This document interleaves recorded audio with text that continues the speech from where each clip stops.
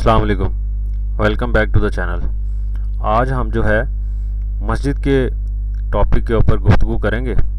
اور آج مسجد کی جو اہمیت ہے، مسجد کے جو آداب کے مسائل ہیں، مسجد کی جو فضیلت ہے، مسجد کے جو احکام ہیں، ان کو دیکھیں گے کہ اللہ تعالیٰ نے قرآن پاک میں مسجد کی کیا فضیلت بیان کی ہے،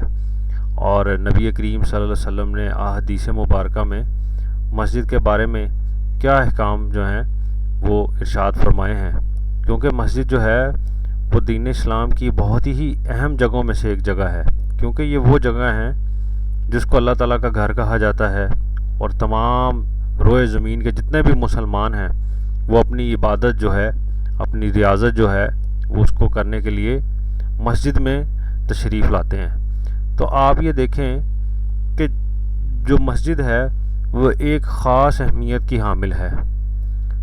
کیونکہ نبی کریم صلی اللہ علیہ وسلم کا ارشاد مبارک بھی ہے کہ مسجد میں جو مومن ہے وہ ایسے قرار پاتا ہے جیسے جو مچھلی ہے وہ پانی کے اندر، اور جو کافر ہے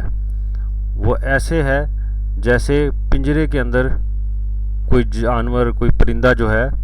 وہ قید ہوتا ہے۔ تو نبی کریم صلی اللہ علیہ وسلم کی اس حدیث سے آپ مسجد کی اہمیت کا اندازہ لگا سکتے ہیں کہ مومنوں کے لیے نبی کریم صلی اللہ علیہ وسلم نے کیسا ارشاد فرمایا ہے۔ تو آج ہم جو ہے اسی بات کو آگے بڑھاتے ہوئے مسجد کے احکام، مسجد کی اہمیت کے اوپر گفتگو کریں گے، اور چلتے ہیں اپنی ویڈیو کی طرف اور دیکھتے ہیں کہ قرآن و سنت میں مسجد کے کیا احکام بتائے گئے ہیں۔ سب سے پہلے ہم نظر دوڑاتے ہیں کہ اگر کوئی شخص مسجد بنواتا ہے تو اس کے لیے کیا انعامات ہیں، اللہ تعالیٰ ان کو کن انعامات سے نوازے گا۔ تو حضرت عثمان بن عفان رضی اللہ تعالیٰ عنہ سے مروی ہے کہ جو شخص خدا کی رضا کے لیے لوگوں میں انعام کے لیے نہ ہو، کہ ایسا نہ ہو کہ لوگوں کو دکھاوے کے لیے مسجد بنانے کی کوشش کرے کہ بھئی دیکھو میں بڑا امیر ہوں یا میں بڑا کوئی پرہیزگار آدمی ہوں، اس لیے نہیں، صرف اللہ کی رضا کے لیے مسجد بنائے گا، خدا اس کے لیے جنت میں گھر بنائے گا۔ بخاری اور مسلم میں متفق علیہ یہ دونوں میں یہ حدیث موجود ہے۔ جیسا کہ میں نے آپ کو حدیث شریف کے درمیان میں بھی یہ بات بتائی ہے، اور اس حدیث کا مفہوم بھی یہی ہے کہ انسان کو چاہیے کہ وہ جب مسجد بنوانے کی تگ و دو میں ہو تو اس کو اس چیز کا بالکل پرواہ نہیں کرنی چاہیے کہ لوگ اس کا نام لیں گے یا لوگوں میں اس کا بڑا نام ہوگا تو اس سے اس کو کوئی فائدہ حاصل نہیں ہوگا، بلکہ الٹا جو وہ مال کثیر لگائے گا وہ بھی ضائع ہونے کا خدشہ ہے، اور پھر جو رضائے الہی ہے اس سے بھی محروم ہو جائے گا۔ اصل میں یہ سارا کچھ اس طرح کے جو وسوسے ہیں یا انسان کے دل میں اس طرح کے جو خیالات ہیں وہ شیطان کی وجہ سے گزرتے ہیں، کیونکہ اس طرح کے سارے معاملات جو ہے وہ شیطان ہی انسان کے دل میں پیدا کرتا ہے کہ وہ لوگوں کے سامنے اپنی جو ہے وہ بڑی بڑی باتیں بیان کرے، اور لوگوں کو بتائے جا کے کہ میں نے مسجد بنوائی ہے اور میں بڑا پرہیزگار اور بڑا ہی نیک آدمی ہوں، کیونکہ مسجد تو ایک بہت بڑا نیکی کا کام ہے۔ تو اس لیے کوشش کرنی چاہیے کہ انسان جو ہے وہ رضائے الہی کے لیے کام کرے۔ ایک اور روایت ہے جو حضرت عائشہ رضی اللہ تعالیٰ عنہ سے منقول ہے کہ آپ صلی اللہ علیہ وسلم نے فرمایا، جو نہ دکھاوے اور ریا کے لیے، نہ نام و شہرت کے لیے مسجد بنائے، اس کے لیے خدا جنت میں گھر بنائے گا۔ اب اس حدیث میں بھی آپ دیکھیں کہ اسی طرف اشارہ کیا جا رہا ہے جو پچھلی حدیث حضرت عثمان بن عفان رضی اللہ تعالیٰ عنہ سے مروی ہے۔ یہ اور وہ والی حدیث جو ہے دونوں آپس میں مطابقت رکھتی ہیں، اور نبی اکرم صلی اللہ علیہ وسلم کا جو ارشاد گرامی ہے وہ دونوں میں قریب قریب ایک ہی طرف اشارے کی طرف ہے کہ انسان کو چاہیے کہ جب بھی وہ مسجد کی تعمیر کرواتا ہے یا کوئی ایسا شخص ہے جس کو اللہ تعالیٰ نے مال کثیر دے رکھا ہے تو اس کو چاہیے کہ وہ اس طرح کے معاملات سے دور رہے، وہ لوگوں میں نام و شہرت کے لیے یہ کام نہ کرے، بلکہ اس کو چاہیے کہ وہ اللہ کی رضا کی خاطر نیک دلی کے ساتھ مسجد بنوائے۔ اب ایک اور حدیث میں ہم دیکھتے ہیں کہ اس چیز کا بھی بڑا خیال رکھنا چاہیے کہ مسجد کی جو تعمیر ہو رہی ہے اس کے اندر جو مال خرچ ہو رہا ہے وہ مال جو ہے وہ حلال کمائی کا ہونا چاہیے، کیونکہ یہ بڑا ضروری عمل ہے۔ اور حضرت ابو ہریرہ رضی اللہ تعالیٰ عنہ سے مروی ہے کہ جو حلال کمائی سے اللہ کا گھر بنائے تاکہ اس میں خدا کی عبادت ہو خدا اس کے لیے موتی اور یاقوت کا گھر جنت میں بنائے گا۔ تو آپ حلال کمائی سے اگر مسجد کی تعمیر و ترقی کرواتے ہیں تو اس کے لیے جو اللہ تعالیٰ نے انعام کا ذکر کیا ہے وہ آپ اس حدیث میں جو ہے وہ ملاحظہ فرما سکتے ہیں کہ حلال کمائی سے بنانے کی فضیلت ہے، ٹھیک ہے۔ اور بہت سے مالداروں کے پاس غلط قسم کے ٹھیک ہے پیسے ہوتے ہیں اور وہ اس کو مسجد میں لگانے سے بھی کوئی دریغ نہیں کرتے۔ تو اس طرح کا جو مال ہے اس کو مسجد میں لگانے سے کوئی فائدہ حاصل نہیں ہوتا، نہ تو اس کو اس کا ثواب ملتا ہے اور نہ ہی ایسی رقم جو ہے اس کو مسجد میں لگانے کا یہ کوئی درست طریقہ ہے، کیونکہ غلط طریقے سے کمایا گیا مال اس کا کوئی فائدہ نہیں ہے، نہ تو اس سے ثواب پہنچتا ہے اگر کوئی نیکی کا کام کریں بھی تو، کیونکہ وہ حلال کمائی نہیں ہے، طیب کمائی نہیں ہے، اس لیے اسے کوئی فائدہ پہنچتا ہی نہیں ہے کسی کو۔ اور جو انسان مسجد بنواتا ہے وہ اس کے لیے صدقہ جاریہ بن جاتی ہے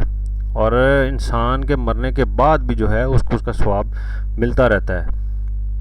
اس کے لیے بھی نبی کریم صلی اللہ علیہ وسلم کی حدیث موجود ہے کہ حضرت ابو ہریرہ رضی اللہ تعالیٰ عنہ سے مروی ہے کہ آپ صلی اللہ علیہ وسلم نے فرمایا،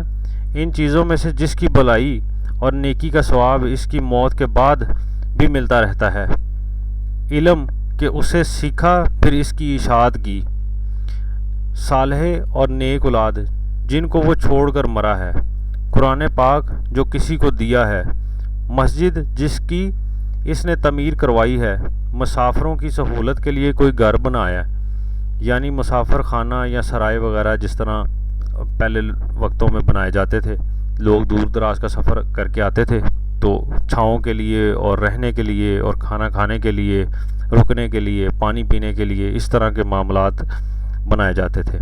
یا کوئی نہر کھدوا دے جس سے لوگوں کو فائدہ ہو، لوگ پانی کھیتوں میں ڈالتے ہیں یا جانوروں کے لیے یا لوگوں کے پینے کے لیے صاف پانی کوئی میسر کر دے، یا کوئی ایسا صدقہ و خیرات صحت و حیات کی حالت میں اپنے مال سے کیا ہو جس کا سلسلہ اس کی موت کے بعد بھی جاری رہے، مثلا مدرسے میں کتابیں دے دیں یا کسی عالم سے کتابیں لکھوائیں یا کسی کتاب کی تعبد میں مدد کی یا مسجد میں پنکھا لگوایا، غرض اس طرح کی نیکی کا سلسلہ مرنے کے بعد بھی جاری رہتا ہے۔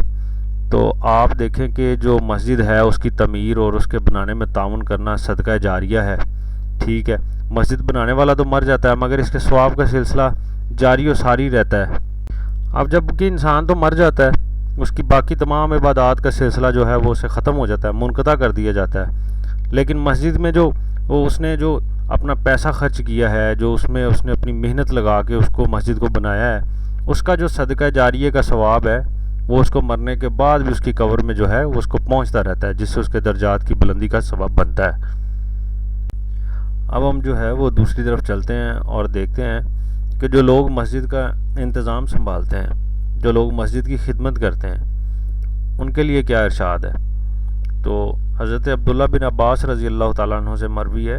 کہ اللہ پاک جب کسی بندے سے محبت کرتا ہے تو اسے مسجد کا خادم اور نگران بنا دیتا ہے، اور جب کسی بندے سے ناراض رہتا ہے تو اسے حمام خانے کا خادم اور نگران بنا دیتا ہے۔ اب اس حدیث میں دیکھیں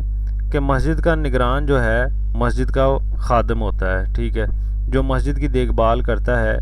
امامت کا، مؤذن کا، صفائی کا، وضو و غسل و طہارت کا انتظام کرتا ہے، ٹھیک ہے، اور روشنی، صف اور دیگر امور جن کی مسجد میں ضرورت پڑتی ہے اس کی خدمات سر انجام دیتا ہے۔ ایسا بندہ خدا کو محبوب اور پسندیدہ ہے، چونکہ خانہ خدا کی خدمت کرتا ہے، اور ایسی خدمت اور ایسا انتظام باعث فضیلت ہے، گویا مسجد کے متولی جیسے وہ ٹرسٹ والے اور سیکرٹری کی خدمات کی فضیلت ہے، ٹھیک ہے۔ اس طرح کے لوگ جو ہیں جو مساجد کی ضرورتوں کا انتظام اور اس کے خدمات سر انجام دیتے ہیں، ان کے لیے دیکھیں اللہ تعالیٰ